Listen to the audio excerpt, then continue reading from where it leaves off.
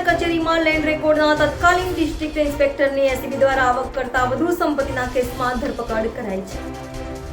Surat ACB દ્વારા DILR કચેરીમાં land રેકોર્ડના તત્કાલીન ડિસ્ટ્રિક્ટ ઇન્સ્પેક્ટરની ધરપકડ કરવામાં આવી છે।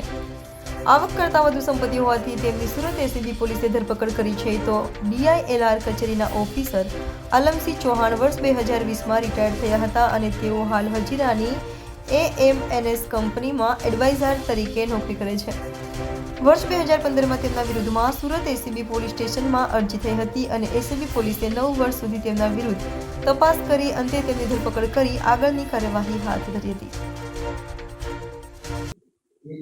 जी सूरत DILR लैंड रेकर्ड ना तत्कालीन इंस्पेक्टर आलमसिंह जीसी चौहान जो DILR માં ફરજ બજાવતા હતા, જેઓ વિરુદ્ધમાં એક અરજી થયેલી, જે અરજીની તપાસના અંતે ગત રોજ તેઓની અપ્રમાણસરની 128% રકમ છે 73,33,000 જે અપ્રમાણસર જણાઈ આવતા તેઓ વિરુદ્ધમાં ગુનો રજીસ્ટર કરવામાં આવેલો છે અને હાલ ઇન્વેસ્ટિગેશન ચાલી રહ્યું છે।